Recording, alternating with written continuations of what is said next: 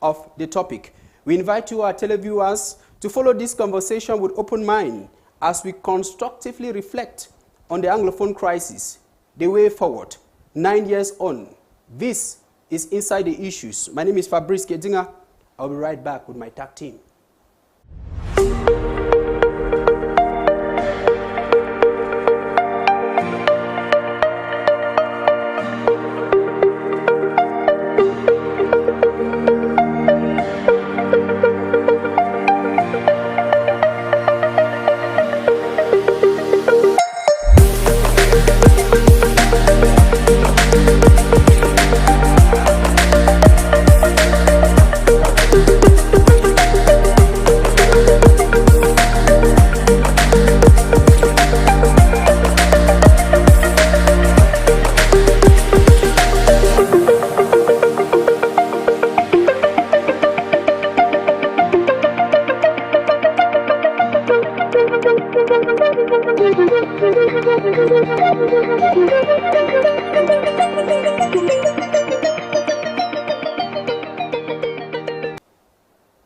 It's my pleasure having you on today's edition of the program Inside the Issues, that program where we talk about topical societal issues affecting Cameroon, Africa, and why not the world at large, with the hope of making the world a better place to be. And today, we are focusing on the Anglophone crisis, and I'm joined by a complete squad this afternoon. Time for me to introduce the panelists. I begin to my right. I have Queen Jokem. She is not new on this platform. She is a communication expert. Thank you for joining us, and let me say Happy New Year to you. Thank you so much, Fabrice. Happy New Year. Thank you for inviting me once more on your panel.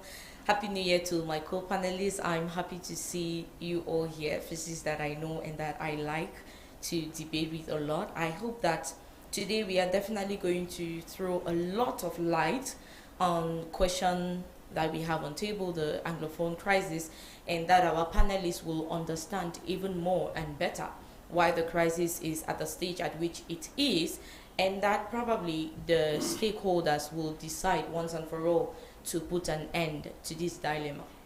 Thank you very much. And we also have with us Ujambeng Stephen. He is the president of the CPDM Momo 4 section, that is in Gi, in the northwest region of Cameroon. He is joining us on today's edition of the program. Good afternoon, and it's a pleasure having you, sir. Thank you so much, Mr. Fabrice. Thank you for inviting me. Thank you, televiewers. I want to take this opportunity to extend warm regards to my co-panelists, Mr. Chi, Mr. Boervist, and Queen. I think we can use this short time to educate our brothers and sisters, Cameroonian at large, about challenging issues that are affecting our country and even our day-to-day living. It's really a pleasure for me to be here once more. Happy New Year to all of us. Happy New Year. Do you watch football? Oh, sure. I am a football fan, but I was a little bit disappointed with the show of the African Nation Cup. I saw something which has left me with an impression that football is just a game that can also be played out of the pitch. Okay, what good thing did you see away from that? The good thing I can say about it is that we coming together as Africans, celebrating as Africans, but apparently in some situations we think that some of us are not actually Africans and better off than the others. Thank you very much, and do have a comfortable stay here with us at B News. And to my left, I have two gentlemen of Timban Kariba. I begin with Mr. Chi Diodone. He's a communicator with the Social Democratic Front. Good afternoon. Thanks for joining us, and Happy New Year to you. Good afternoon, sir. Thank you for having me for the first time. Happy New Year to you. Happy New Year to my co-panelists, particularly to my very senior and the father, Honorable Jambeng. You forgot to mention. Thank you, thank you, thank you, Council, thank you. Which is a consequence of the Anglophone crisis. You know, him articulating on the Anglophone crisis will be an important opportunity for him to tell us how far they are going with respect to bringing solutions to the crisis that caused their existence. Having said that, I want to use this opportunity to extend the heartfelt condolences, the empathy of the National Chairman of the Social Democratic Front Honorable Joshua Osi and the entire SDF family to the victims of the barbaric killings of Gidado, which we condemn with the strongest energy possible, and that we're calling on an independent investigation to establish responsibilities with respect to what happened there.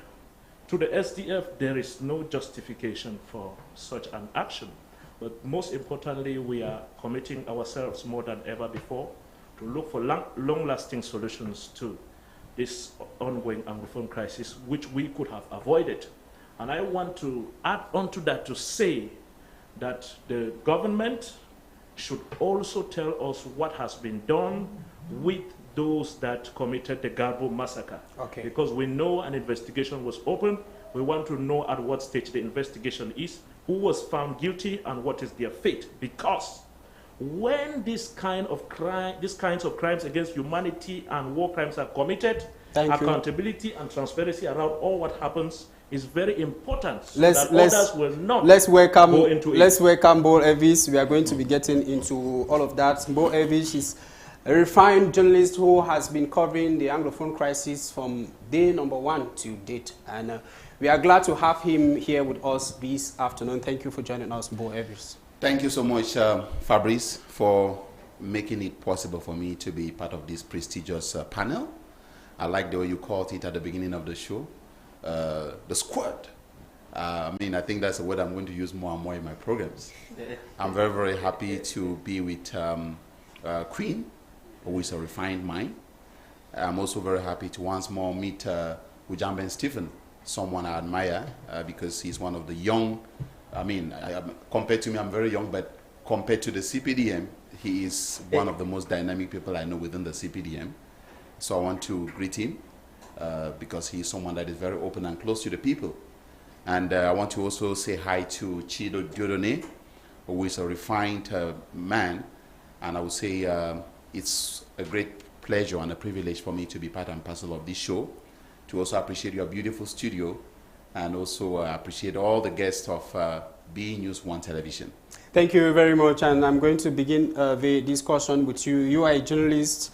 9 years on, how will you objectively describe the state of the Anglophone crisis today? When I take a look at what is happening in the English-speaking zones of Cameroon, I'm just coming back from there because what I always say is that no matter what happens, I always make it a part of my culture to go back and see my people. As I said, that is where my, what they call umbilical cord was buried. And I must always go back there no matter what. I'm just coming back from there. And where precisely? From Ginicom. Okay. And of course I taught several places in the Northwest, just not for reporting, just because I wanted to get in touch with what our people are doing and how they are feeling. I must tell you that the pain is very deep, and the situation is really getting out of control. I know so many government officials always want to say the situation is under control, the situation is under control. We have been saying that for long, until at one point, even the head of state had to notice that the situation is not under control.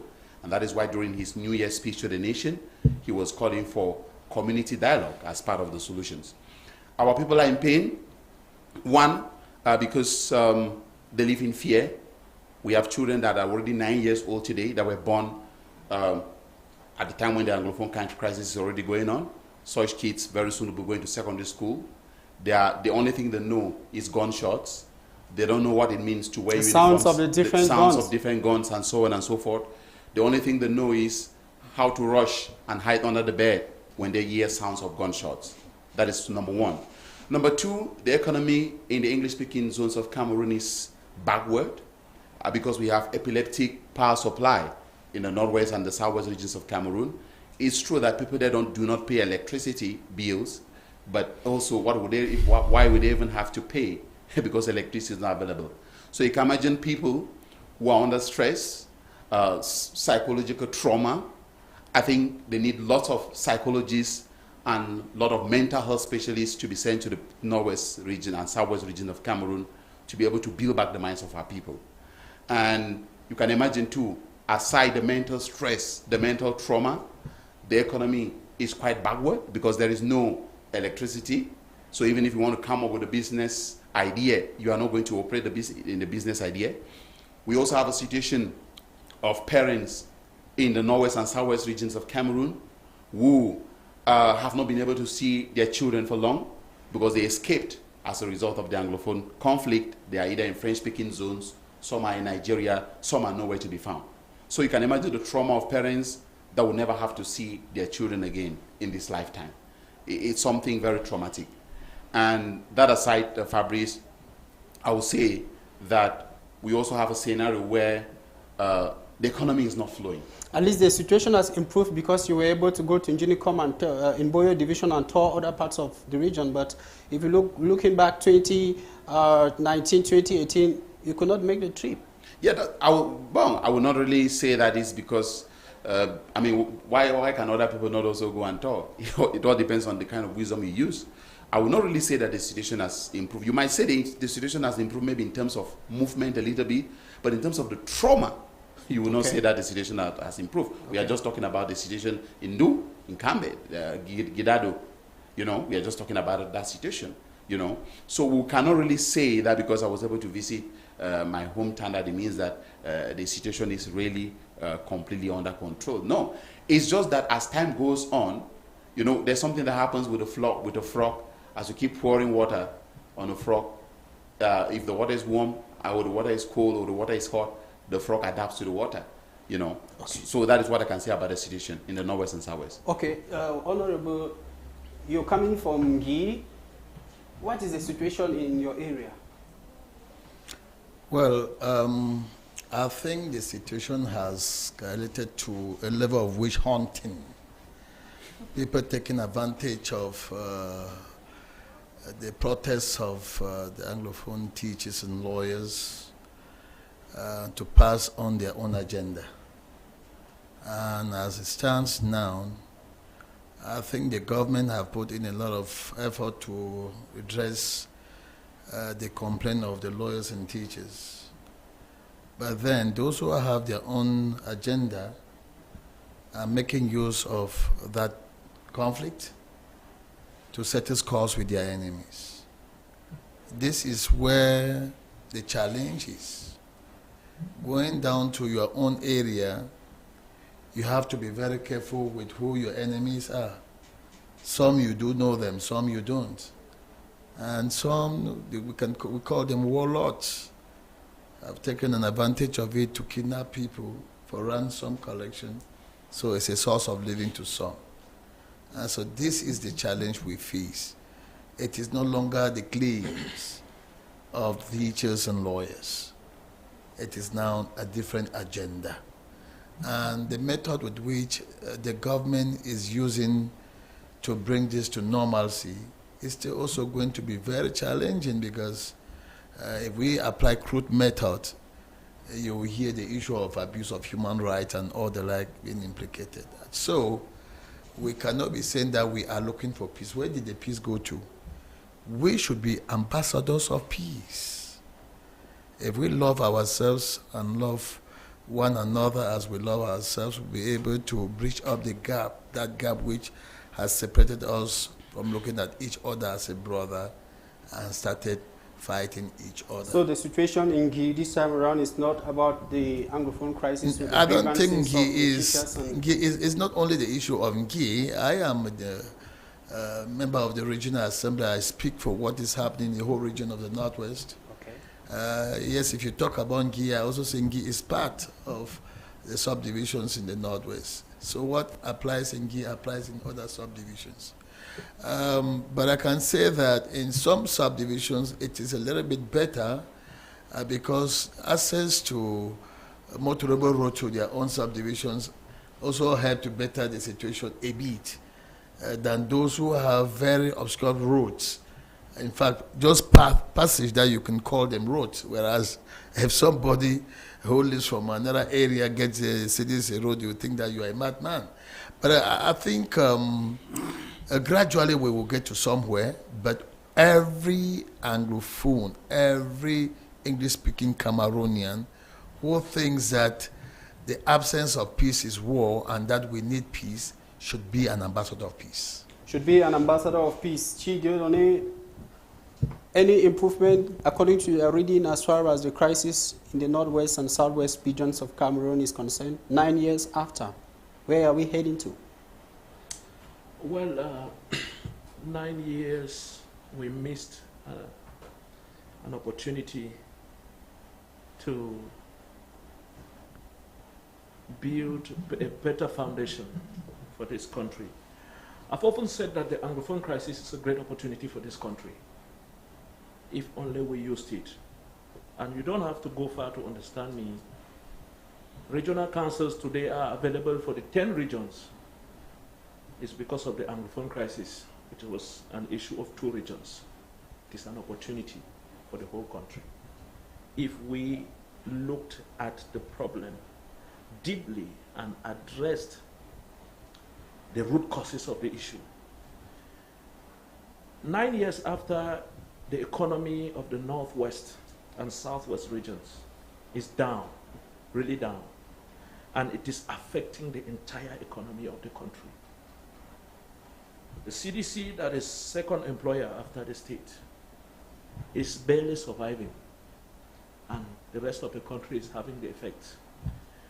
The farming that they used to do in the northwest and southwest regions, we cannot do that same farming. All the country is suffering because of it. 9 years after, the northwest and southwest regions are functioning like a country on their own. You come to Yaoundé, you have cars moving with CEMAC plates. You go to Bamenda, you have cars moving with chassis numbers. And even Honorable Ujambeng here, I'm sure if he takes his car to the northwest and he has to move alone driving his car, he's going to remove the CEMAC number plate and put chassis number. But his people are saying that the crisis is under control. 9 years after, we still have people who, people are still telling us that the problem has been addressed. It is now an issue of hoodlums and this and that. This crisis is not an issue of teachers and lawyers.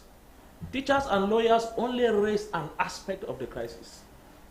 An aspect of a problem that existed, and that President Paul Biya knows very well, because after the revision, the unfortunate revision of the 1972 Constitution in violation of Section 47 sub 1 of that Constitution, President Ahijo put in place a commission to look into the Anglophone problem because he knew that he has pushed too far. And the secretary of that commission was the present President of the Republic, President Paul Biya.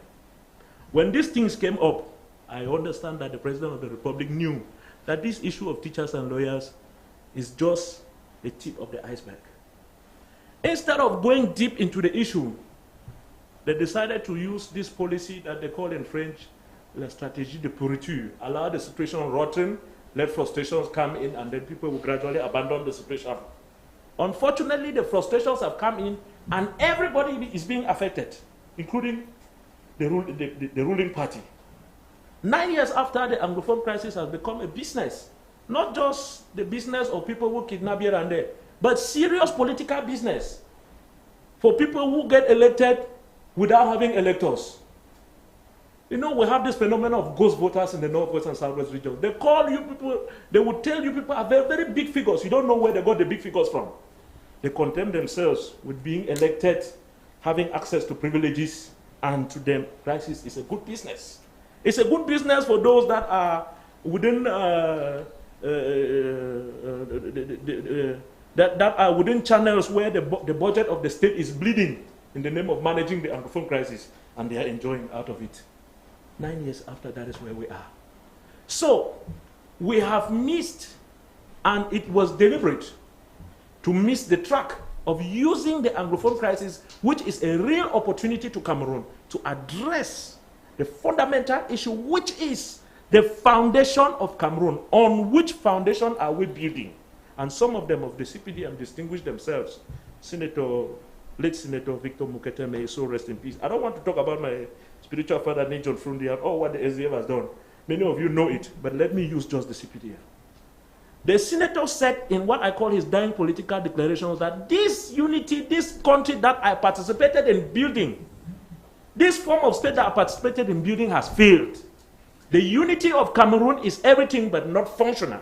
And we need to have functional unity, and to have that functional unity, we need to get to a federal dispensation where people manage themselves, where they are, where people can have equitable access to the resources that God has blessed this country with. Okay, we are just laying the foundation for the discussion now. Queen Jokem, looking back at the core grievances of the Anglophone crisis, when will you say things escalated out of hand?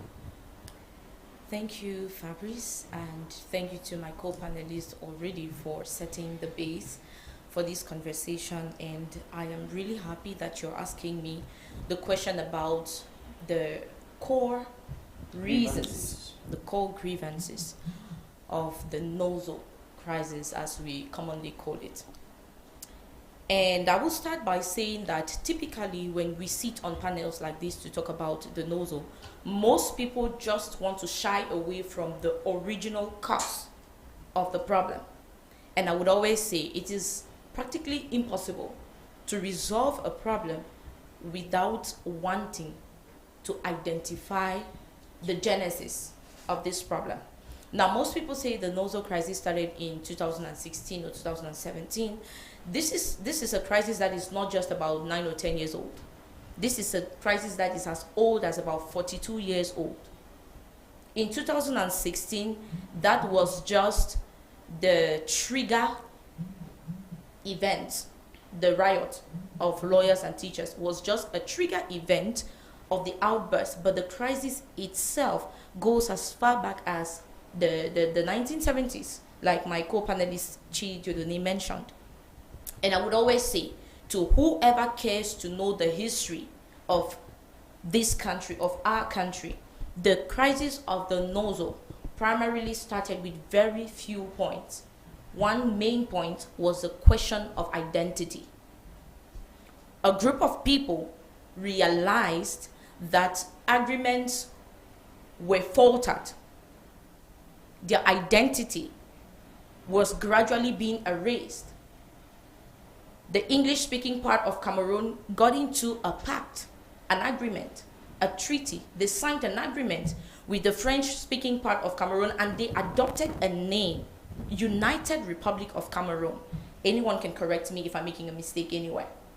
And somewhere along the line, the name was changed from the United Republic of Cameroon back to the initial French section appellation, La République du Cameroun. And the people started questioning, okay, when you go back to your initial appellation, what happens to our own identity? This is where the crisis begins.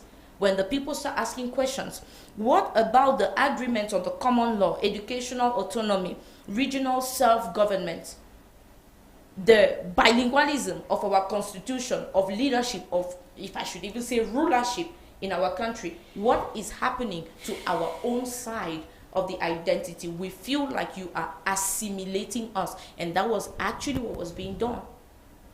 Mind you, I am not bringing these facts as someone of the English-speaking part of Cameroon. I am stating this fact just as a Cameroonian citizen who thinks that truth should be told the way it should be told. Now, how do we even get about the name Ambazonia? We are educating our viewers, right? Of course. How do we get about the name Ambazonia? We had a prominent activist, Fongorji Dinka.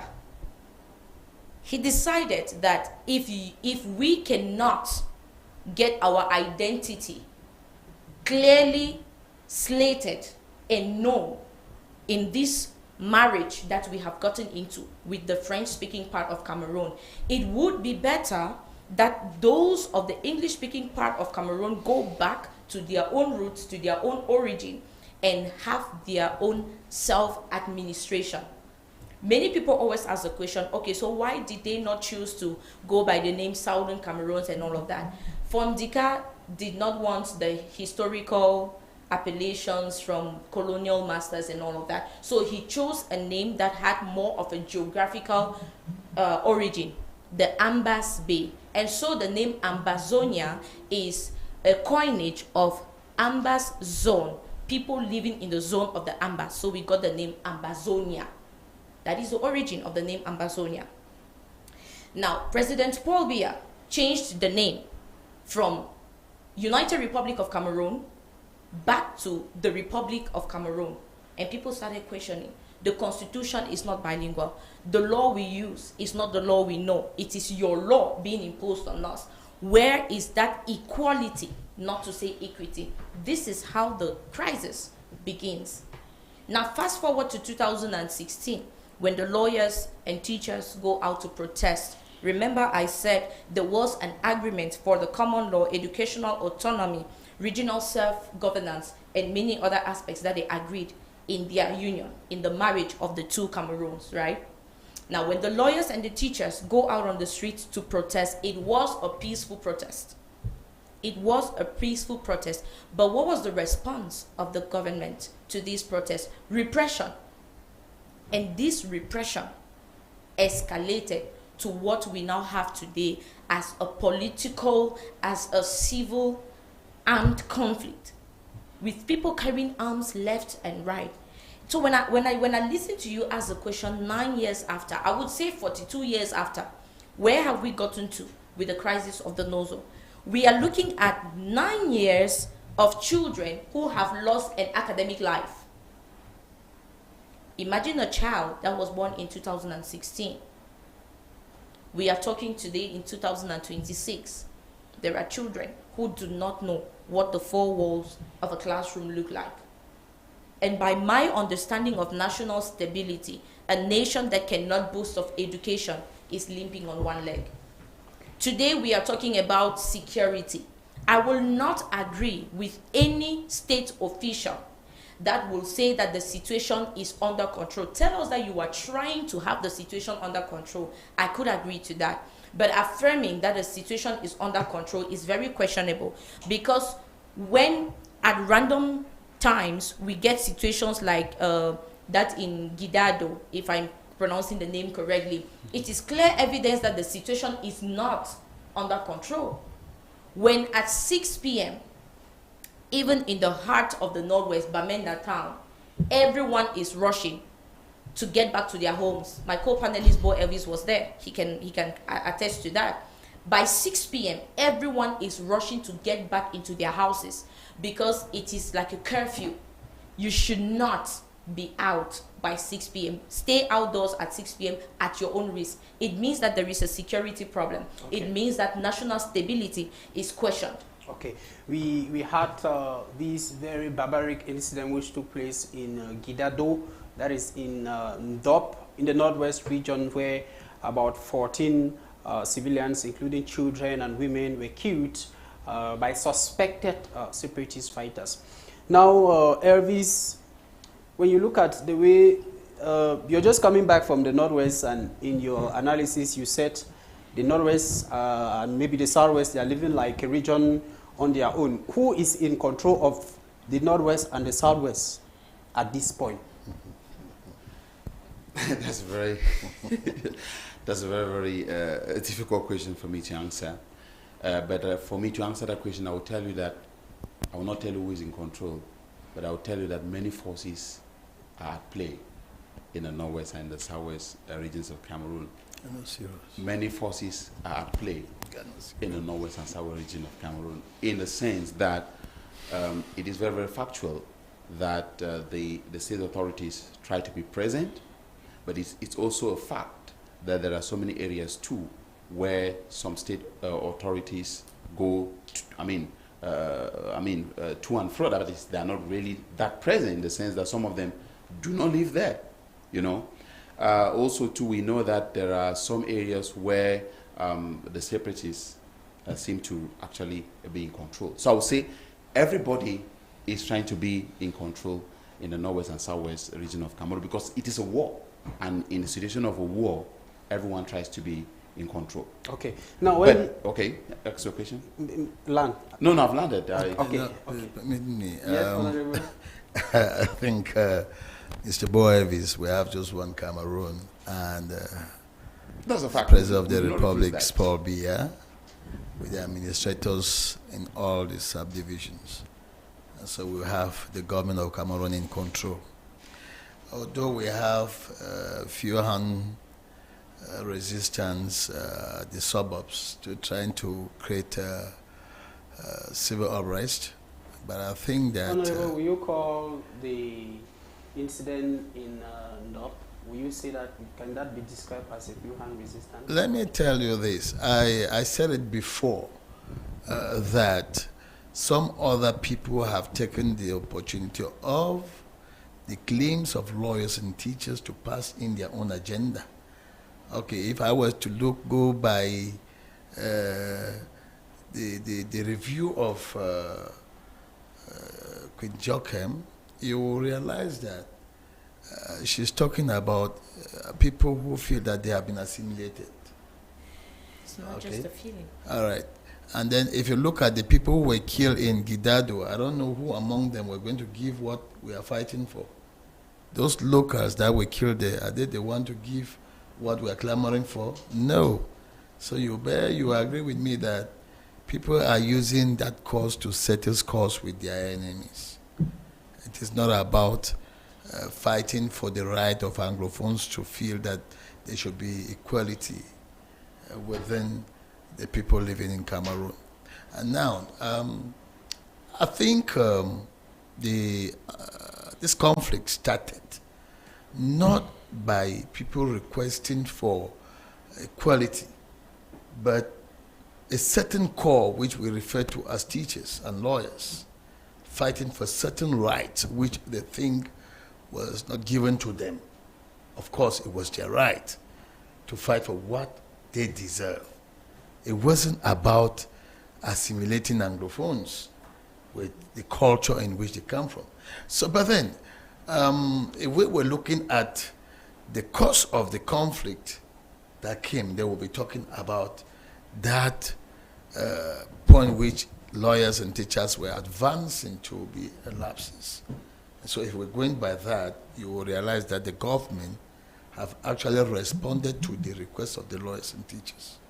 Now there is another hidden agenda, which is what Queen just brought up on the table here. Yeah, it is normal, we have to discuss it. Because we see that more often we want to shy away from it.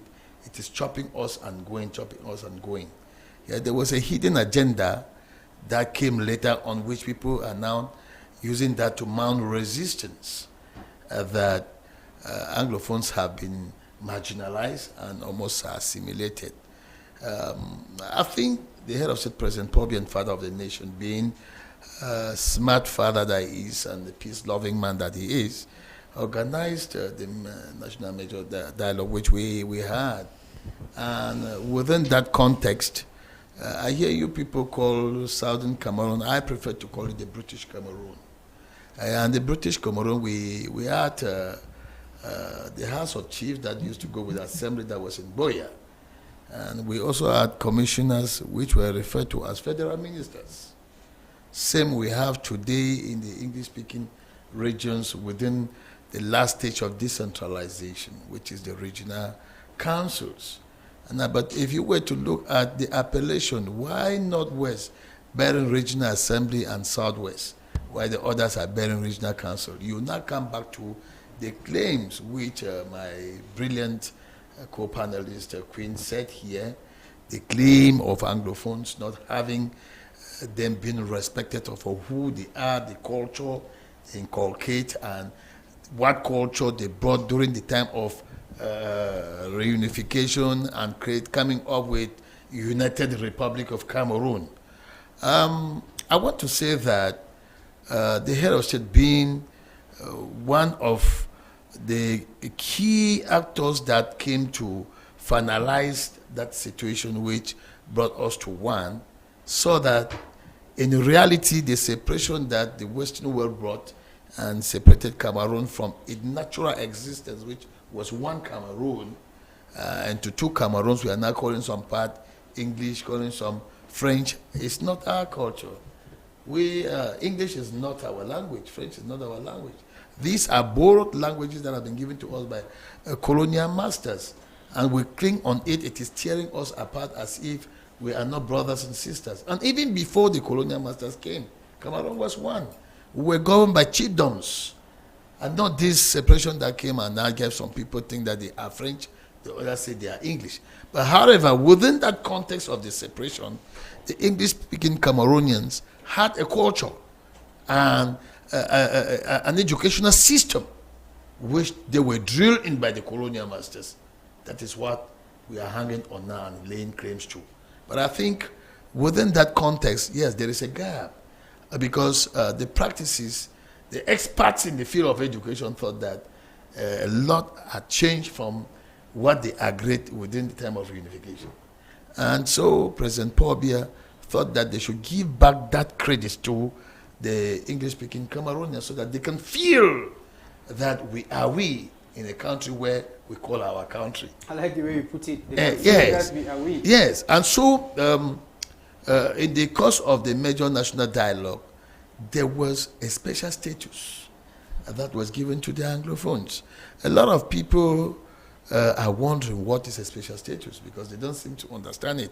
But it is for us, we the Anglophones, to be able to define what we think is a special status. Cameroon observers say there's nothing special about because we haven't yet defined the special status to the level where a common man will understand what has been given to us in addition to the final stage of decentralization, which is regional councils. Permit me just one last step. And so this is where we now talk of the commissioners. We have a commissioner for economy. We have a commissioner for education, sport, and culture. We have a commissioner for health. These are federal ministers. These are federal ministers with the vision of the British Cameroon existence, which we are laying claims to. And so these federal ministers are to finalize what we think is lacking, what we think was taken away from us, so that we can now feel comfortable. But I think a lot is being done. Not what is going on in the field now, but administratively, changes are going on, and I can assure you that in due course of time, every Cameroonian will feel peacefully, will feel back at home and know that, yes, what is ours, the British Cameroon, has been given back to us. Okay. But the resistance on the field, people are only settling scores with their enemies. Okay, that's what you think. Now, Honorable has talked about the major national dialogue, which held in 2019. To the government, it was a success, while to critics, it was a non-event. Well, the major national dialogue was another talk show like the tripartite conference of 1991. You know, it was an opportunity for the civilian people to come and make people feel that they are saying something, whereas they had already prepared their resolutions time with the Constitution and Section 62 to give what they called a special status to the Northwest and Southwest regions.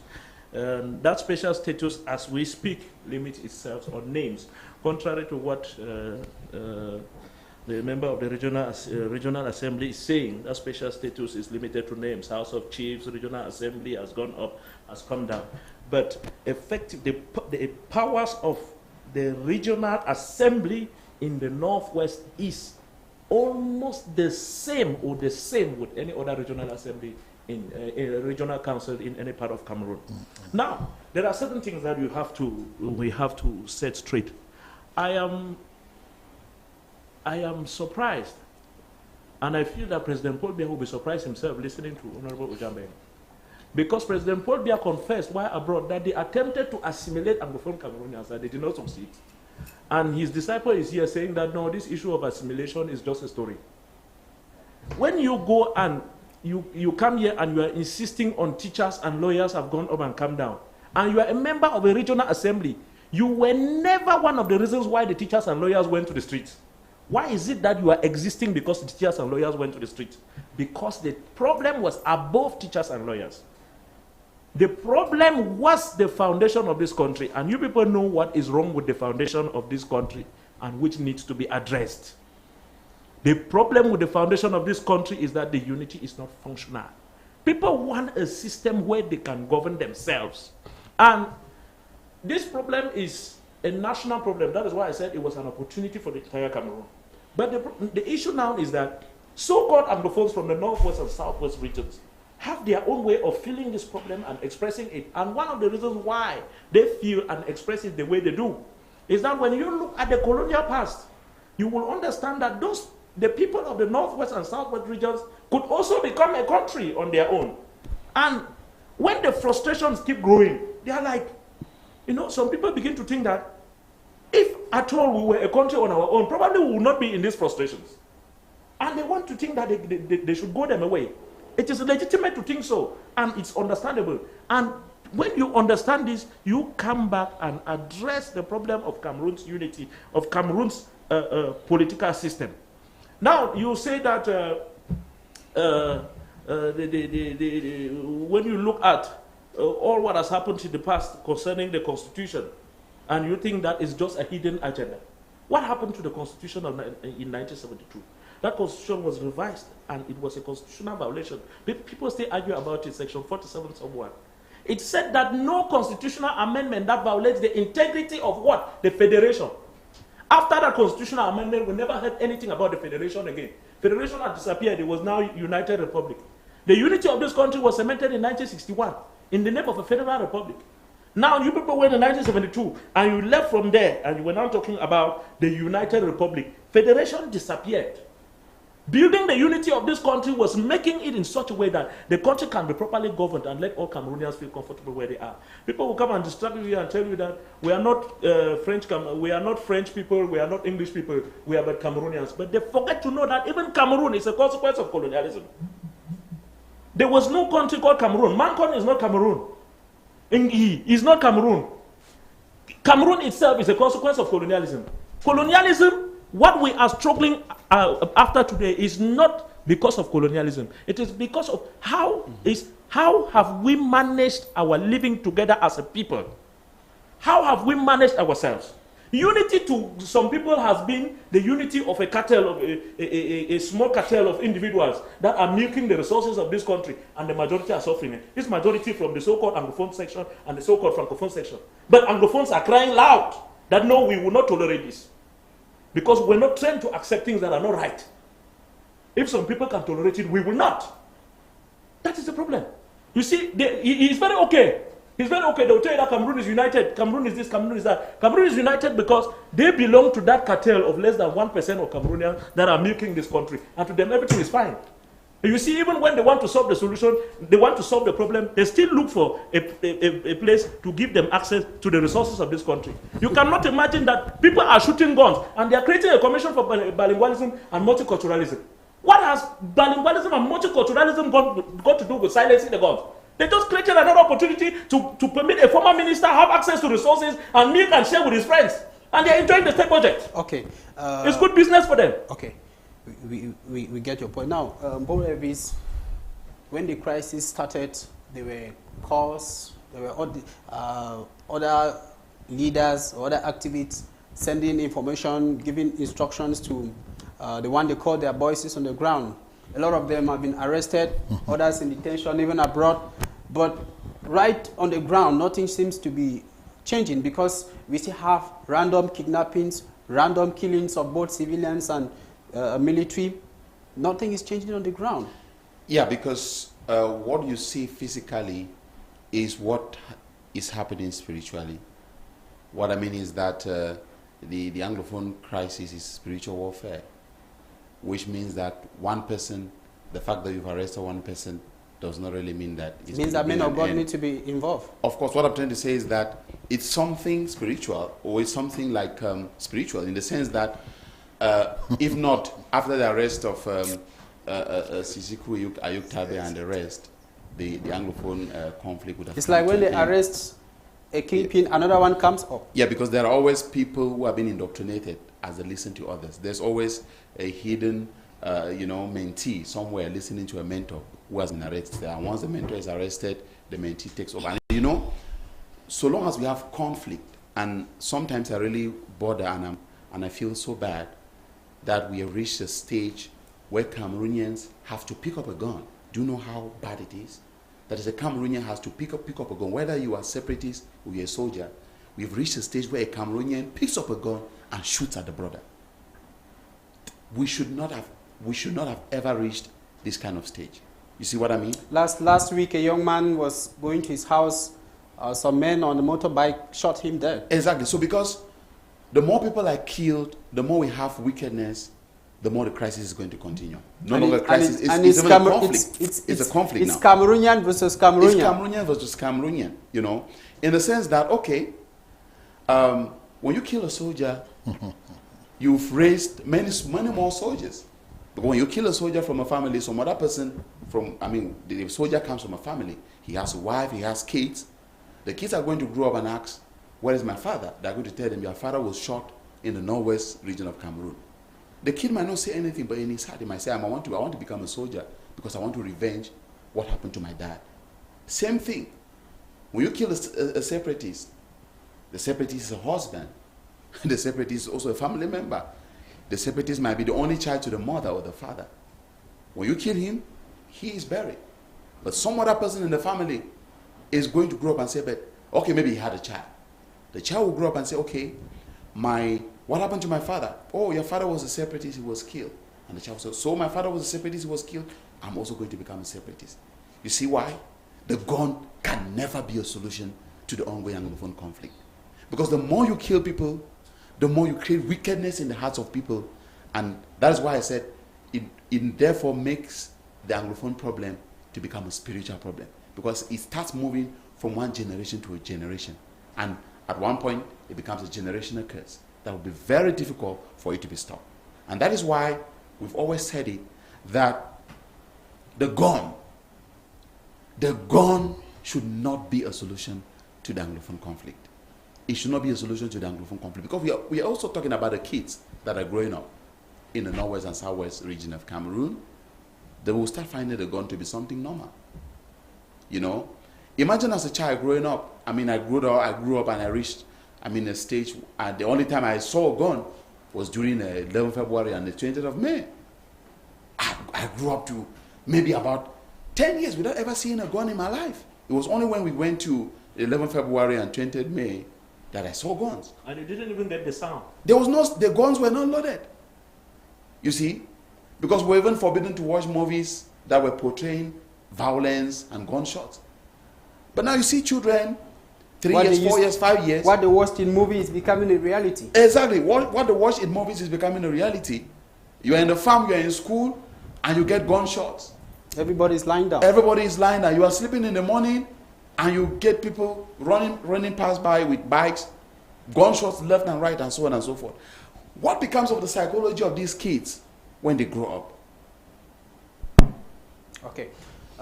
Queen Honorable seems to in fact, he was not satisfied with your first submission when you brought some historical facts talking about No, assimilation. there's a mix-up. There's a mix-up because even she also brought a mix-up. I was only beefing up to what she said, Okay. but to make clarity on it. Okay. That behind the conflict which was initiated by lawyers and teachers, there was a hidden agenda, which is the part which he brought up, and that it's high time we face it.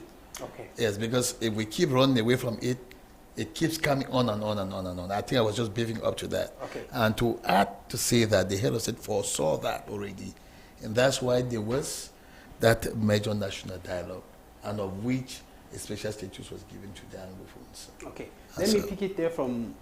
We're still looking at government's response to these crises. Many commissions have been created. We had the major national dialogue, and we have had several speeches. President Paul Biya, in his inaugural speech during his swearing-in ceremony, did advise that all hands should be put on deck, especially traditional rulers should ensure that lasting peace can be attained. But then most of these traditional rulers cannot even go to their villages. I think in your question, Fabrice, you've answered many of the other questions you've been asking us about the state of the crisis and who is in control and who is not in control. If in your question you can clearly state that most of these traditional rulers cannot go back to their bastions, they cannot go back to their places where they rule, it means that there is a problem, and it means that they don't even have as much authority as we think they are having. And talking about the major national dialogue, anyone who cares to know, the major national dialogue was a total failure. Why? According to you? No, not according to me. The answer is obvious. The evidence of its failure is that the crisis is still ongoing. If the dialogue was a success, then we would no longer be talking about the crisis the way we are talking about it today. Now, the problem with us Cameroonians, and most specifically the government of Cameroon, is that we are not open to positive criticism. The moment people say the truth, which is not a convenient truth, it becomes a problem. When we say that the Grand National Dialogue was a failure, it is just a push for the stakeholders to rethink the strategy and do what needs to be done. If we say there is a crisis and you choose to organize a national dialogue to solve the crisis, and at the end of the day, the crisis is still ongoing, do you fold your hands and say, we already organized a Grand National Dialogue, we've given a special status, there are a number of commissions that we have put in place, we have done what the people want, so what happens? They should continue with the crisis. Children should continue being killed 6 years after the Grand National Dialogue. That is why I say to whoever is true and whoever is truly patriotic to this nation, we would all agree that the Grand National Dialogue was a failure, because the one evidence is there. The crisis is still ongoing. Now, I did hear Honorable Ujambe talk about the last stage of decentralization. Every time I hear a statesman mention decentralization and present it as though we have gotten to a point where we can be a reference of decentralization, I truly laugh a lot about it. Because decentralization, of course, in Cameroon is very documented, but we are far from experiencing true decentralization. We are far from experiencing true decentralization. Honorable is contradicting his colleagues, CPD and mayors, who came here in Yaoundé requesting to meet the President of the Republic because they don't agree with decentralization. I was going to cite the example of one civil administrator. We shared a panel on Sunday, just the Sunday that passed. I won't mention the station, just so I'm not doing any publicity for anyone. And we were talking about the finance budget, the finance law of 2026. And you notice that it has a 14% increase from last year's budget. And so we talked about the question of decentralization, and I made mention clearly that it is one of the things that the English-speaking Cameroonians asked for, regional self-government, right? It is important that if we want to ensure that every Cameroonian, regardless of whether you're from the English-speaking part of Cameroon or not, every Cameroonian truly benefits and feels the impact of the finance law of 2026, administrators should be able to submit the authentic needs of every region. What the Northwest region would need, for example, could be some health amenities. I'm just giving an example. It would be different from what those in the Central region need. It would be different from what those in the East, in the West need, right? So if every region presents a specific need and the budget given, and then there is follow-up and accountability, like my co-panelists mentioned, we are literally looking at practical decentralization. But mind you, a statesman, a mayor on that panel made it clear that that was totally a battle, and they want to maintain the budget in a very centralized system. They will decide what budget will go to who and what you will do with the money, regardless of whether it is a budget that responds to your specific needs or not. So how do you talk to us about commissions that were put in place and special status that was given as the last stage of decentralization? How has the Bilingualism Commission helped curb the crisis? Let me remind you, Mr. Fabrice, the complaints of the NOUS had been neglected for literally over 42 years, right? And today you come and you're giving commissions when guns are already in the hands of children. You're literally selling after the market. We are using strategies that do not tie with the realities on ground. People cannot be running about with their children that have not been in classrooms for the last 9 years, and you are establishing Bilingualism Commission. What for? The teachers, the claims of the teachers that we now say they... You don't know the reason. The claims of the teachers... They wanted to share some of the state money to their friends. The claims of the teachers that we now claim that have been responded to. How many of those teachers can go to classrooms and teach in the Northwest and in the Southwest? These commissioners How many of them have been in any of these regions in the last 9 years? Effectively being present. I am not talking about people that will travel to Bamenda and end at station and then make videos and send everywhere that we were in the Northwest and everything is under control. I am talking about people that can literally, without hiding their faces, without hiding their identity, go to AUCUN, go to Njinicom like my brother did, and literally hold conferences like it should happen normally in other areas. I had the opportunity, very quickly before I give the mic to whoever is going to speak next, I had the opportunity to be a jurist for an international organization selecting projects for sponsorship and all of that. And it pains my heart.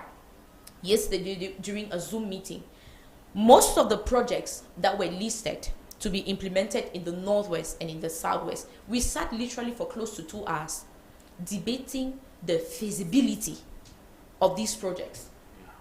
This is evidence that there is a lot of problem because our children do not get the help they need to get, because even the sponsors and partners and potential funders recognize that there is no peace. International organizations and we sit here, projects in the North. Excuse me, Chi, and we sit here in front of the camera talking to citizens that are educated, that are knowledgeable, and we are trying to convince them that the head of state has done what needs to be done.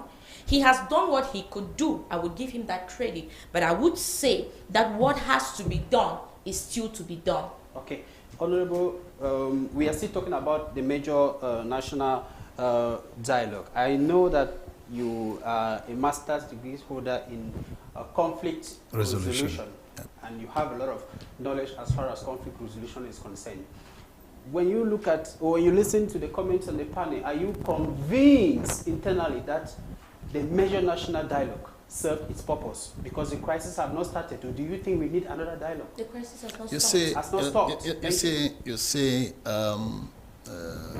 let me say something before I answer that question. If there's a resistance still on the field, I want to say that there's administrative tolerance. Administrative tolerance because of human rights violations and all the like. And so we try to see how to even reduce the powers in order that we waggle to make peace without hurting one another, because we are already been hurt. Coming to the reactions on the panel, you see, conflict. Conflict, first of all, is within. There's conflict within oneself, okay? And so it is still an elastic of the conflict which is still going on. The major national dialogue was not going to give a complete answer to the problem of the Anglophones and even the problem of Cameroon. It was an attempt to solutions, and the major national dialogue was not closed. It was left open for us to continue to dialogue with each other. You remember I said something here that the peace that we are talking of, we cannot be saying we are searching for peace. We must be ambassadors of peace. If you cannot let go of the pain and you keep on hammering on it, the conflict continues to escalate to another level. And so I cannot blame my dear sister for saying that the major national dialogue was a failure. That is how she evaluates. And that's the thought of many Cameroonians. Well, that is how she evaluated. But I can tell you that the major national dialogue has paved a way for peace to come. We are already attempting the peace. 6 years after. Mr. Chi said something. Let me tell you, conflict can start now, but it will take long to end, because there are a lot of parameters that you will take in consideration before. It will never even come to an end, because whether you go up, come down, there will still be some samples of conflict here and there. Families having quarrels, bearing grudges with this family because A left this family and caused crime here. So we are only trying to see how we can cut across peace within ourselves to have a better governance. So you see, Chi said something which is very important. He said, I who is speaking here is one of the beneficiaries of the conflict, the Anglophone conflict, which we are talking about crying for marginalization, assimilation. I say he is right. Mr. Chi is correct, because if that conflict did not come up, they wouldn't have hastened up to bring up the last step of decentralization, which I am one of the beneficiaries. That's to tell you that the head of state, President Pobia, is very knowledgeable, and he saw that it was necessary to create that arm of decentralization so that they can begin to get administration closer to the people, so that they will be able to man their issues and see how to solve the problems according to the way that they feel comfortable with it. So why do we always have to wait for people to strike before they are Well, given what it is they not an want? issue of waiting, it is an issue of time. There's time for everything. There's time for everything. You may be asking somebody, why did you die now? You should have died the day you were born. But God chose to allow the person to die the day he died. And so everything has a time. Perhaps, like you say, why do we choose that people have to fight or do this before this is given? What is important is something has been given. What are we doing? How are we making use of what has been given to be able to have the things that we need? Let me come. My sister also said something which I want to now contradict with Queen's point. She was saying that there is no difference between the regional councils, though we claim that there is something that is given. I will tell you that if you go to the other 8 regions, you will not see commissioners there. I bet you go and make out your findings. Sometimes when we come, we are coming to educate the public and let them know. One of the commissioners for the North and Southwestern, Honorable. We are gentlemen here. We are gentlemen here. It's just a question you are not the one asking questions. Sorry. Okay, good. So I am trying to educate the public to understand the difference between the regional councils of the 8 regions and that of Northwest and Southwest. That is where the special status lies. That is already telling you that special status is in practice. But then it's an open check. It's an open check that has been given to us, the Anglophones, to feel the check. What we feel comfortable with it is governance. The Regional Assembly is an act of governance that has been given to us with a free hand, with federal ministers, commissioners for education, economy, sport, culture. We are talking of the culture of the Anglophone people. And so when they give all these opportunities for us to develop it, my dear brother, we need to develop it. We talk about federal ministers. Yes, I still think that a lot more needs to be done. A lot more needs to be done. And that is within our reach, now as members of the Regional Assembly, the President of the Executive Council, and the REC. They need to sit and still look at those areas where they're still lacking. But if we want to talk about the conflict which is on the ground, I've said the time unnumbered. Nobody will deny me that Anglophones are killing their own brothers and sisters. And those brothers and sisters that they are killing are not the one to resolve the Anglophone problems. Okay.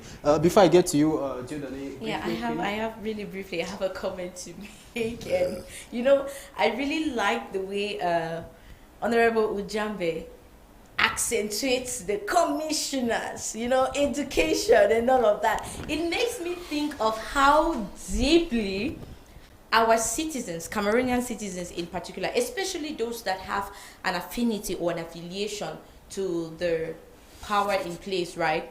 They literally sometimes just, permit me to use the word, I'm not able to think of a milder word, they literally sometimes come across as stooges when they are presenting a fact which is not grounded. You have your commissions that you have created, but I asked a question, of what use are your commissions and your commissioners in the lives of children that are not able to go to school? What is the use of the commissioner of education in the life of a child that has not been able to see the 4 walls of a classroom for 9 years? The commission has been existing since the Grand National Dialogue, right? Which means 6 years now. And in 6 years, we still have children that do not know what the 4 walls of a classroom look like. We still have children that do not even understand what the Bilingualism Commission is all about. You comment on that, he's definitely, the question will come from me. Yes, okay. He's definitely going to comment later on. But the bottom line that I would give on this issue is that the government has decided to sell after the market. There is a different pressing issue on ground. I do not deny that people are killing themselves, right? Cameroonians, and I don't even want to go with the logic of Anglophones are killing their Anglophone brothers and Anglophone sisters. I always say we are all Cameroonians. Cameroonians are fighting against Cameroonians. Cameroonians are fighting against Cameroonians, and we are creating commissions. We are creating solutions to inappropriate problems. The solutions don't really tie with the time and the season. That is what we need to be looking at. So it's okay for you to have your commissions with commissioners and all of that, but are your commissions and commissioners really appropriately addressing the problem we have at hand? Okay, that now, is the big question. For now, the question comes to me. Chi Jodane, what positive thing has the government done to chart a way for peace in this crisis? Well, before I mention the positive thing, I will not continue this program without reiterating my call and the call of the Social Democratic Front for the President of the Republic to proceed this time around with urgency to release political prisoners in connection with the Anglophone crisis. In fact, it will also do you think that those political prisoners still have a power on these guys down? It is not for me to measure the power. I don't know whether you have a thermometer to measure power. I don't know. But they are political prisoners and they have to be released. I'm still reiterating that call, the AUCUN, the Mancho BBZs, the Tassang Wifreds, and all of them. Let President Paul Biya release them.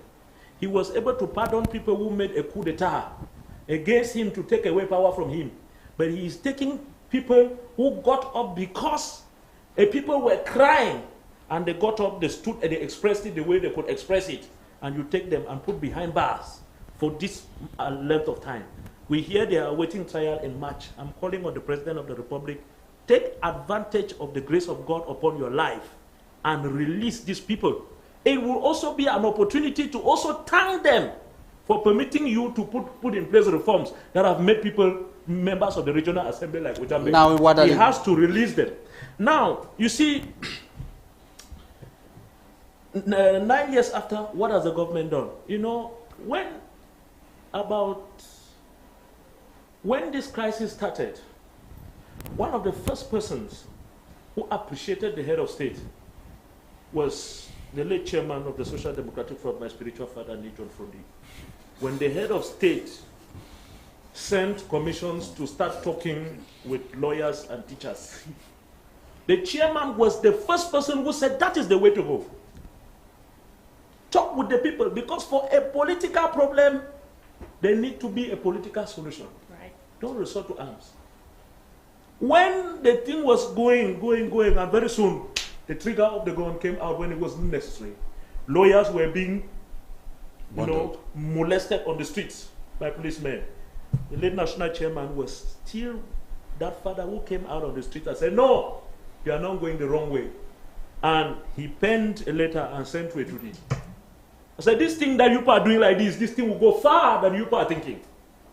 Long before the Anglophone crisis started, he kept telling the world, anytime they had the opportunity to hear him, that I'm seeing dark clouds over Cameroon. I'm seeing dark clouds over Cameroon. Nobody cared to call him as chairman, but what do you mean by dark clouds over Cameroon? So the good thing that we can point is the fact that the President of the Republic identified dialogue. But the issue is their approach towards dialogue. They said dialogue, but they never meant dialogue. They wanted people to tell them what they like to hear. They are very uncomfortable with you telling them the truth, which they don't want. You cannot dialogue, you cannot build a country based on lies. You cannot call people to come and dialogue and you tell them that they shouldn't talk about this or this. No. You cannot call for a dialogue without setting the foundations, the prerequisites to have a successful dialogue. Who were those? We make proposals. For the dialogue? Declare a ceasefire. Do open consultations and bring all relevant actors on table. Right. You are talking about dialogue and you catch some people and you put in prisons. You are in control of them. They are in Yaoundé. You catch them in prison and you say you are organizing dialogue. When you are holding some in prison who can be able to talk to you, You are initiating dialogue in Yaoundé concerning a problem that is going on. You call it national dialogue, which means you are organizing as the President of the Republic. For 43 years, the President of the Republic has never deemed it necessary to sit and talk with his employers, who are the Cameroonian people. You organize a dialogue concerning an Anglophone crisis that has been going on for years. That might sound like misinformation. President Biya has been talking. On the 31st, he spoke. No, I mean to sit and dialogue with people. When did President Biya last dialogue with the Cameroonian people? In 1991, he asked the Prime Minister to go and talk with people and come and tell him what they are saying. In fact, to go and talk with people and see how he can thwart what they are saying to fit the agenda they have already prepared. In 2019, it's the same thing. Has President Biya ever talked with the Cameroonian people that this is a national dialogue? I'm sitting as, I don't like to call him, as I always say, number one citizen. Call him number one employee of the Cameroonian people. That I, as your employee, as your servant, things are going wrong, I want to talk with you people. You call national dialogue Northwest and Southwest, they are just a few kilometers from Yaoundé. You have never been there, but you spend time in Switzerland. And we hear, no, let me come. Of recent, when his daughter started talking about elections up and down, he ran to Switzerland. I'm sure he probably made his daughter there. You cannot say. But how can you call a dialogue within those conditions and you expect the dialogue to succeed? Okay. That is the problem. I'll come back to you. Let me just round up on this. Honorable said that conflict resolution is very complex, and I agree with him. He's talking as a conflict resolution expert. But in this case, stop looking at the problems that Boa Herbert is going to have with one uncle in the village, the problems that this village is going to have. Look at the problems that the state was supposed to address. Has the state addressed them? Okay. Have we reviewed the constitution of this country? Okay. Have we been able to even talk frankly as we were expected to talk frankly? Thank you. You abandon that and you start beginning to tell people about peripheral problems between Bo and this person. Thank you. Here and there. No.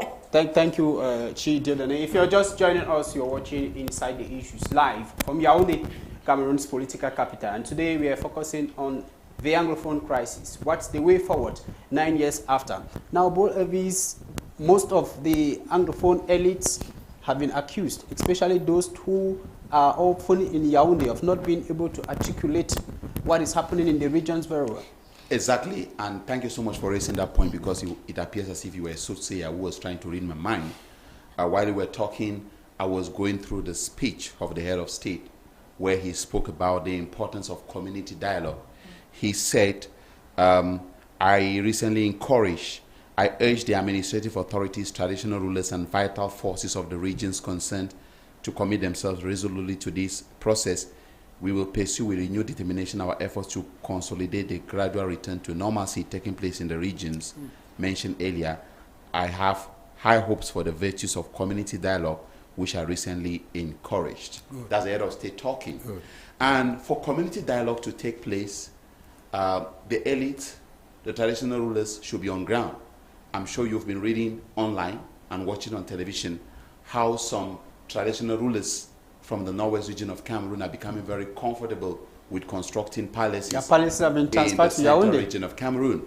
We would say, of course, that the central region of Cameroon, I mean, many people don't know that there are so many other tribes from the northwest region of Cameroon with their roots from the central region of Cameroon. There are many people who don't know that. But in the case where you're a traditional ruler and your people are going through pressure and going through a crisis situation, you abandon them. You should not abandon them and construct a palace. So in that case, who is going to carry out the community dialogue? We have a problem, Fabrice.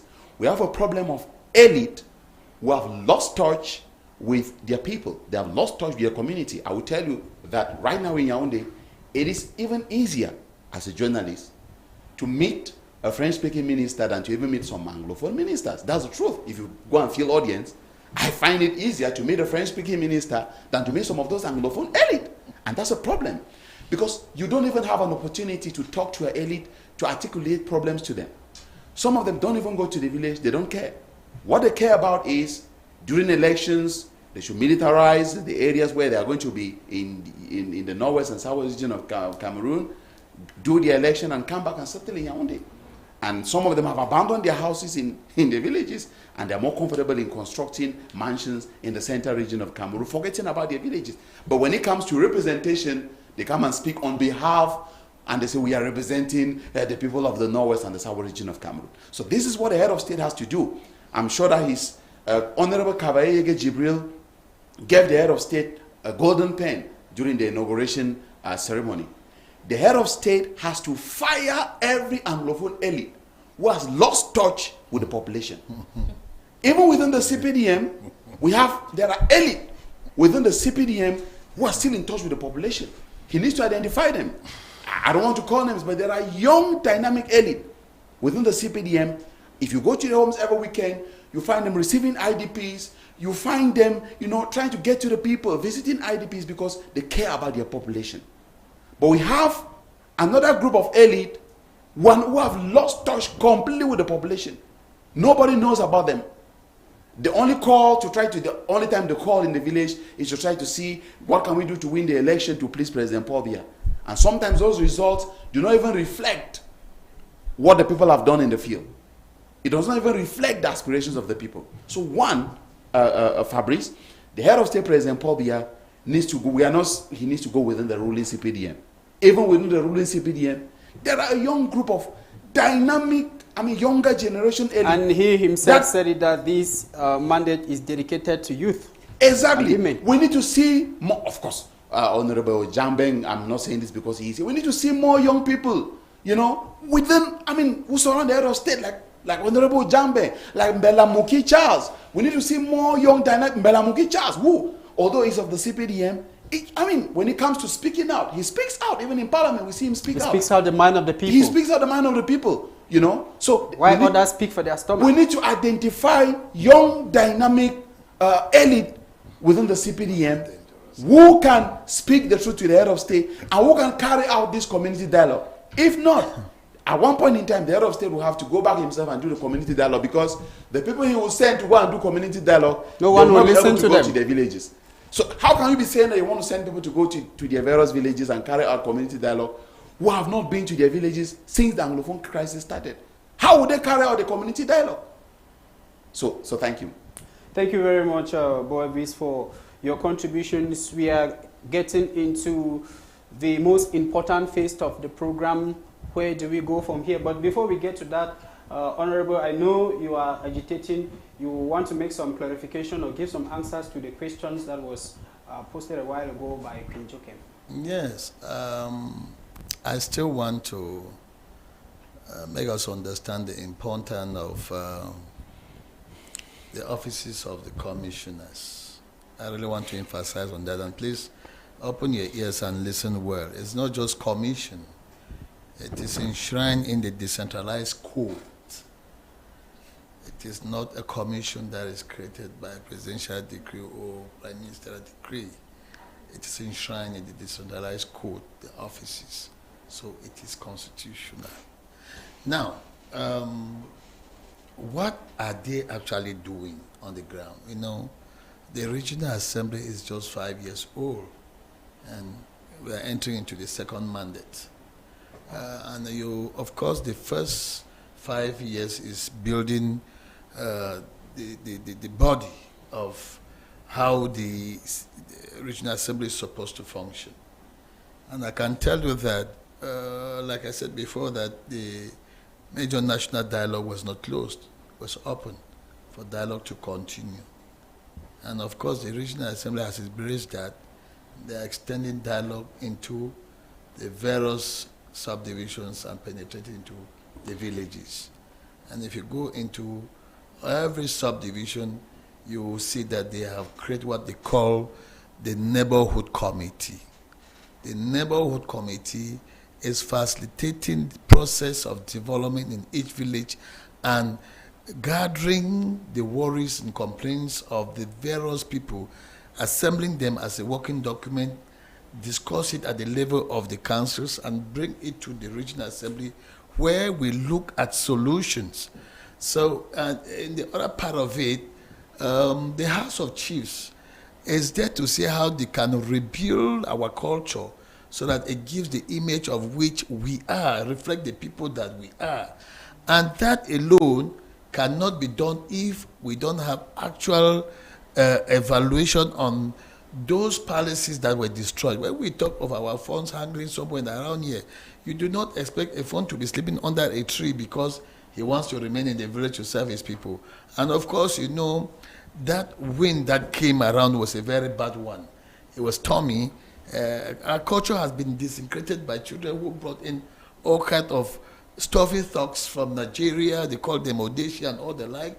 They're constantly drugged with alcohol, you see. So they disintegrated our culture.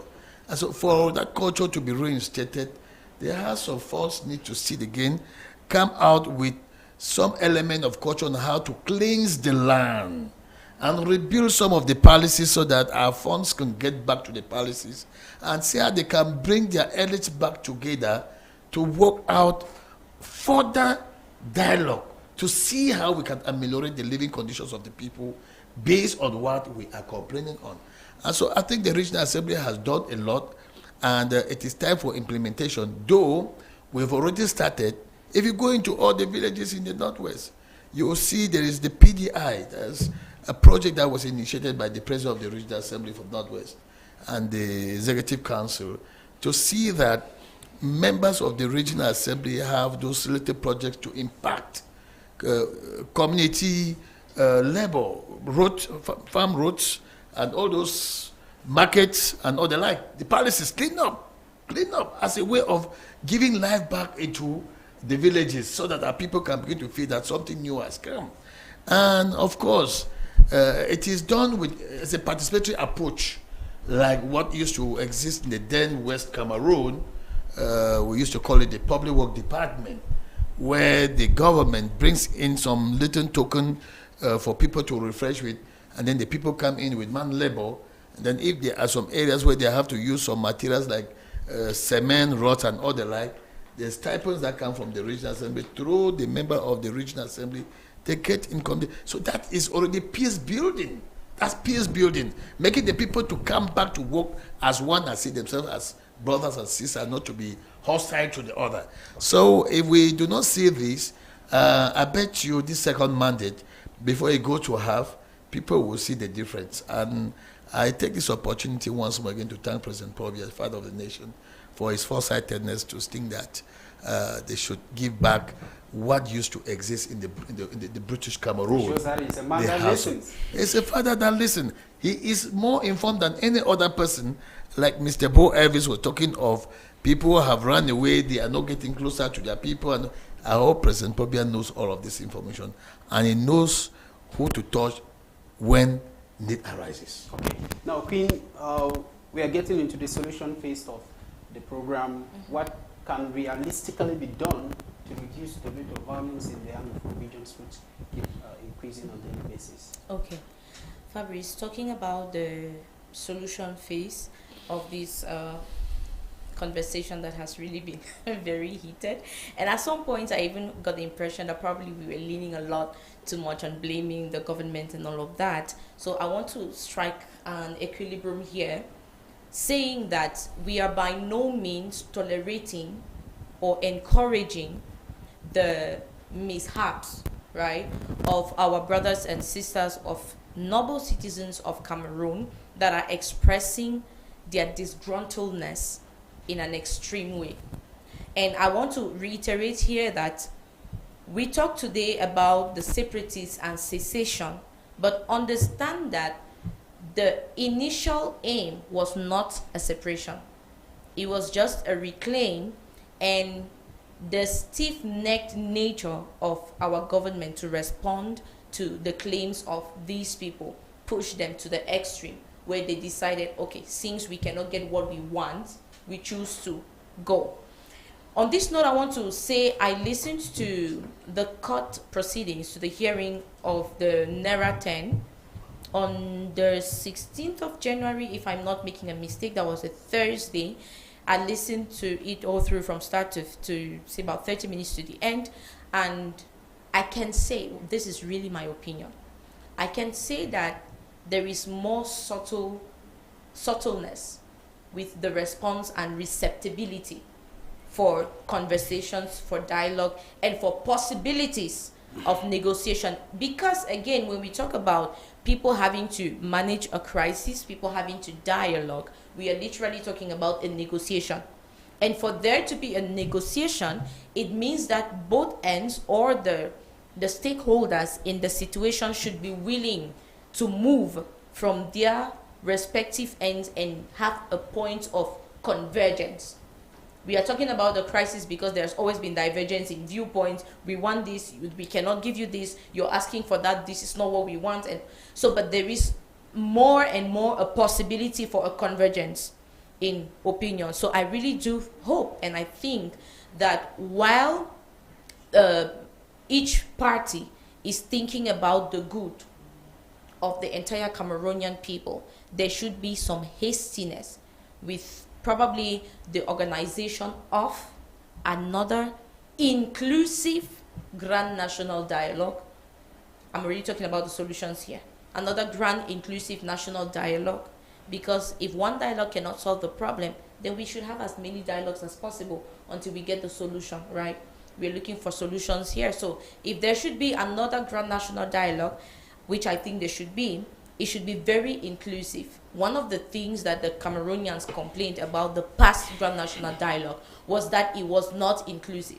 And just like my co-panelist Chief Diodone said, the people that were known as the heads or as the leaders of the NOUS crisis from the Anglophone speaking end are here in Yaoundé, but they were not part of the grand national dialogue. Why? So maybe in organizing the next grand national dialogue, we should have them on board, right? So they should be able to clearly and personally, in person, articulate the claims to the other party. And of course, we should be able to have a point of convergence. Now, about the community dialogue, I think this is something very important, very delicate, and that even makes me think about the head of state pushing more towards the end of decentralization. Because when you talk about community dialogue, I see people expressing their needs, their wants, their concerns, right? You're going to the people directly and hearing what they want, what they're asking for, what they're expecting for it to be taken into consideration. This is a very important aspect that if we truly implement, this is one thing about Cameroon. The head of state always makes speeches. He makes beautiful promises. I can tell you, that man knows how to speak really well. He says what people like to hear. The problem is not at the level of the promises and the speeches. The problem, in my opinion, is always at the level of the implementation. It's not about the things he says, because he says what is necessary. He says what is right, what is correct. But the big question is at the level of the implementation. So now that we're talking about community dialogue, the big question is what is the modus operandi? How is he intending to go about it? How will the people effectively get their concerns communicated to the right channels? So maybe, I don't know, maybe another commission has to be put in place to follow up with that. I have an idea about another. Yes. Okay. Yes. Yeah, so maybe I just use the opportunity to give, because I was boiling with my solutions. She just gave me the opportunity to unveil my own solutions.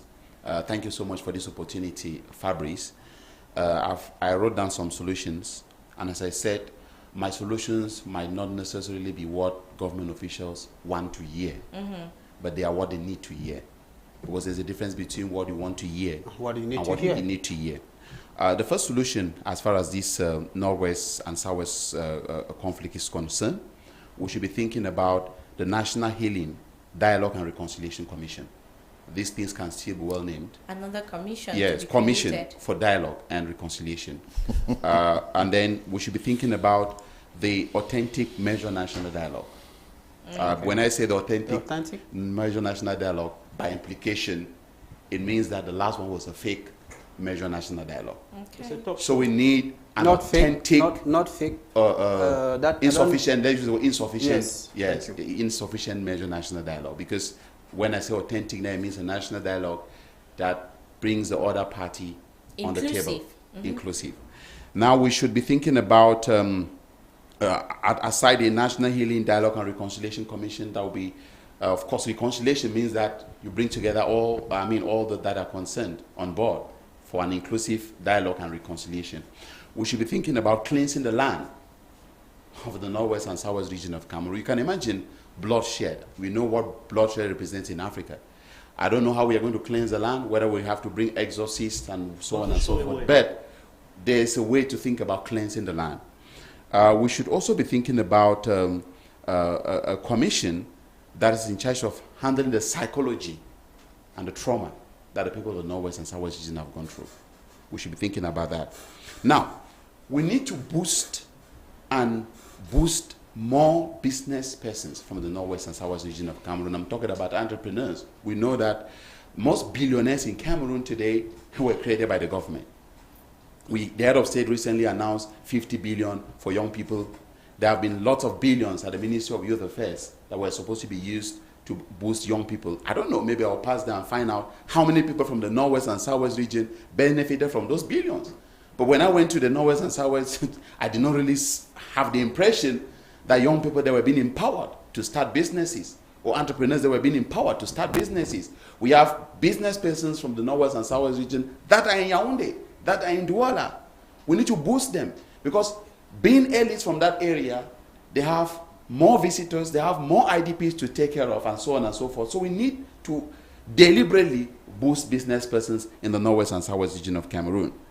Now, there's one thing that people have not been talking about, and he spoke about it, but I want to look at it from a different angle. The immediate release of all Anglophone prisoners. And this is why.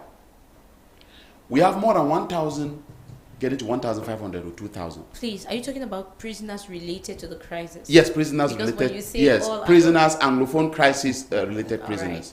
Right. All Anglophone crisis related prisoners. Why do I say so? Do you know there are still people in jail today just because they marched at the beginning of the Anglophone crisis? Do you know that? Now, somebody who just marched to say, okay, we denounce marginalization, they were arrested. Peaceful protest. Peaceful protest. Now, someone kills, does violence, comes back, and is welcome as a hero at the senior division officer's office. Is that just? So we need to look into that. That explains why, as he was saying, we need to release all those that were arrested in relation to the Anglophone conflict. But when we are talking about the DDRO, which means Disarmament. Yes, disarmament commission. There is also psychological disarmament. Right. There's also so you don't only look at it from a very limited angle. So someone who just marched, because you say that I denounce the marginalization of Anglophones, you keep the person in jail for 9 years, and then some other person kills, and then comes and drops a gun, you invite the media and present the person in general days, you present him, to the entire media. So what are you saying? You are trying to tell the peaceful protester that you need to do more. So we need to reflect On that. in that line. Thank you. Mr. Fabrice, please. There's something you mentioned about trauma healing for those of the Northwest and Southwest. I just want to add something to that we cannot talk about trauma healing and we think only about those of the Northwest and Southwest, because definitely when you look at our soldiers, they are not only citizens that hail from the Northwest and the Southwest. Believe me that the NOUS crisis has traumatized every Cameroonian, regardless of whether they are English speaking or not, and definitely to different degrees. So when we are looking at trauma healing as a solution or as a possible step to heal the wounds from this crisis, we cannot limit it only to those that hail from the Northwest and the Southwest, because we have parents, wives, children of people that have gone on the battlefront and that have not come back, and that have been victims too in many different ways. So I would say that trauma healing for the nation, everyone that has been touched by this crisis in one way or the other, regardless of whether they are English speaking or not. Okay. You talked about a commission. You talked about a certain commission. I wanted to find out from you the composition of that commission, because as you earlier submitted, the Northwest and the Southwest, the populations are no longer in touch with some elites. And what we observed in the past is that when these commissions are created, some of those very individuals that are no longer in touch with the local population are brought again. It's like a recycle machine. Exactly. And that is why the head of state needs to look into his human resources. And, when we say looking into his human resources, you don't necessarily need to appoint people from the CPDM. If you find someone who does not belong to a political party or even belongs to the to an opposition of course, political we are talking party. about the crisis that have affected every Cameroonian. Exactly.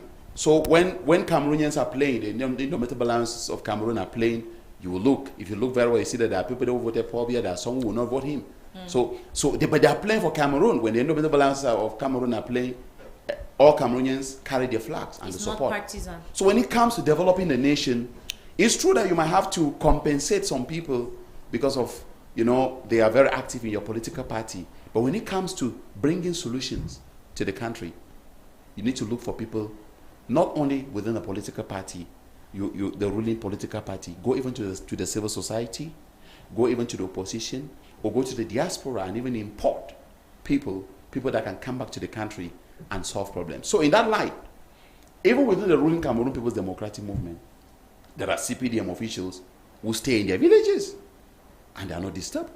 There are CPDM officials that can visit their villages. There are mayors that are with their communities and they belong to the ruling Cameroon People's Democratic Movement. Honorable Jamben here, he went to his village during the campaign, despite the fact that he was kidnapped the other time in 2023. So this means that even within the CPDM, you just need to do the kind of right casting and select the right kind of people that can, be part of these commissions. And of course, if you release those that are within the separatists, the Anglophone prisoners, among them, you can find people there that can be part of the National Healing and Dialogue Commission, so that we are going to have different points of view. That commission, National Healing, Dialogue and Reconciliation Commission, is far better than the National Bilingualism and Multiculturalism Commission. I mean, you need to go to the northwest region of Cameroon and do a vox pop. Go to all the villages, do a vox pop, and ask them, what do you know about the National Bilingualism and Multiculturalism Commission? Go to the northwest and do a vox pop. People don't know about that commission. Many people. Okay. They don't know. Okay, thank you. Honorable, you're going to conclude with your solutions to this crisis based on your knowledge on... I'm looking at time. This chair would take more than... Based on your knowledge on conflict resolution. Now, Chi Diodone, communicator with the Social Democratic Front, what concrete solutions will you propose to arrest the smoking guns in the northwest and southwest regions? Well, I have listened with keen attention to all my panelists, my co-panelists, who have been very elaborate. Some of them were going already very deep into the issue with respect to solutions. To that, I just want to add that let us be opening our minds towards solutions, first of all.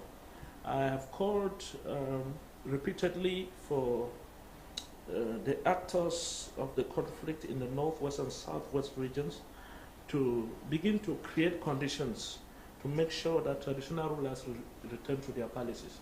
They should make the return of traditional rulers a priority. And this does not depend on whether we agree with them politically or not. It's a matter of principle. I would like to be able to address the traditional rulers of the northwest and southwest regions within their palaces and tell them that as their son, things are not right, and this is what we need to do. We should be able to maintain principle. No matter what the problem may be, there are some principles that we should not falter with. So let us begin to soften minds and create conditions for the traditional rulers to return to their palaces. Let us soften minds and be more tolerant. For example, me of the SDA being tolerant to the CPDM, being me a unionist being tolerant to somebody who is talking about separation. I keep saying it. There are people who can defend the unity of this country, and I am one of those people. I can defend the unity of this country. If there are people who are scared that because somebody is coming to the table for division, you are so scared that the person will come and win a debate on the table, we don't have to be scared. What is this country needs is the truth. These people you are seeing talking Ambazonia today, talk Ambazonia because of frustration. I am one of those that firmly believes that these people are people who loved Cameroon so dearly, and at the point in time they have become so frustrated and they are going the extreme way. Love and hatred, they are always like this. They are very close. Immediately love is not there, it switches to hatred. And this is the situation in which we find ourselves. But I believe that we can switch back again in the best interest of the people if love is leading us. So we should be opening our minds from both sides. The government should also be thinking about these measures and implementing them that we've been talking about here, clemency, release of political prisoners, and all the measures that can facilitate the peaceful discussions, peaceful dialogue in communities and at the national level. We also have we also have some Cameroonians abroad who are very frustrated. Of course, everywhere. The President of the Republic himself on the line. I keep telling people, he could have been politically correct to say that, oh, I understand that you people have a lot of difficulties, as he has been saying in the past. But he underlined this time around that I understand your frustrations. That was an emotional statement which is very important to say. He probably took a good measure of the pain that people are feeling. These frustrations must be addressed both at home and in the diaspora, and we must create conditions for this to happen. And guess what? One of the questions people have been asking is, the President of the Republic said community dialogue. Anyway, he mentioned dialogue. Who is going to organize the dialogue? And I will shock you. I will shock you. Because sometimes when questions are asked like this, they are waiting for somebody to provide an answer.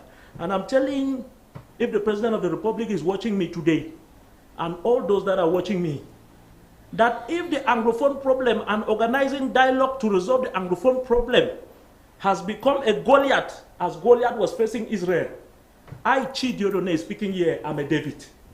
And I think that anybody who is hearing this message has got it. Okay. And we should not be scared and thinking that there is no way forward. I have said it, if that problem is a Goliath, Chidiodone is a David.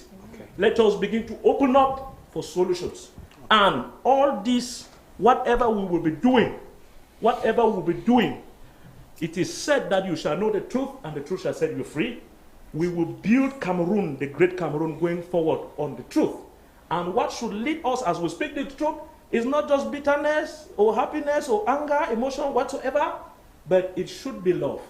Let love lead us as we speak the truth in order to build a better Cameroon going forward. Thank you very much. You say the problem is the Goliath, then you are the David. Thank you. And I will end with Honorable Ujambeng Stephen, the president of CPDM Momofo section that is in Guy, and he is also a master in conflict resolution.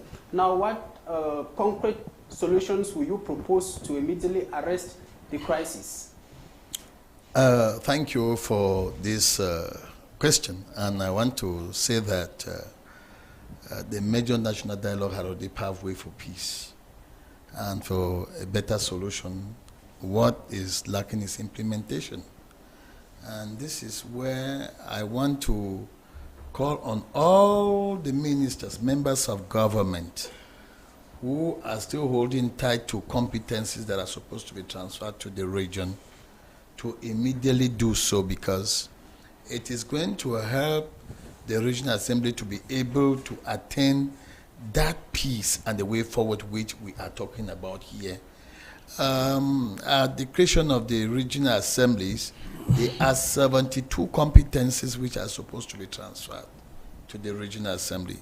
And I believe that if all those competencies are transferred to the regional assembly, they'll be able to use them to touch the hearts of hearts and bring forth the adequate development which our people eager for, and to allow them feel very comfortable in their country. And so out of the 72, only 6 have been transferred after 5 years. So that is to tell you that though the head of state, President Pobia, has the goodwill to make his people feel fine, There are still others who don't want them to be but fine. there are some people who are still frustrating the vision of the head of state, President Principalities. Pobia. And so I am just using this opportunity to say that, well, sometimes we make common mistakes, but we don't know how it affects the common man on the ground. But then if these competencies are really transferred to the regional assembly, be it the regional councils, I think we will attain a lot more of this peace and progress within Cameroon, within our communities, and every citizen of Cameroon will feel happy wherever he is. Thank you very much, Honorable Ujambeng Stephen, a member of the Northwest Regional Assembly and President of CPDM Momo4 section. It's been a pleasure having you all here today on the program Inside the Issues. We also had Queen Jokem, a communication expert who is always here with us. Thank you very much for coming. And to award-winning journalist Bol Elvis, he was also here with us, and as well as Chi Jodane, a communicator with the Social Democratic Front Party. Thank you very much to those of you, our televiewers. If you missed the show, then you can catch the rebroadcast at 9:30 p.m. tonight. From the rest of the team in Yaoundé, my name is Fabrice Ketinga. God bless Cameroon.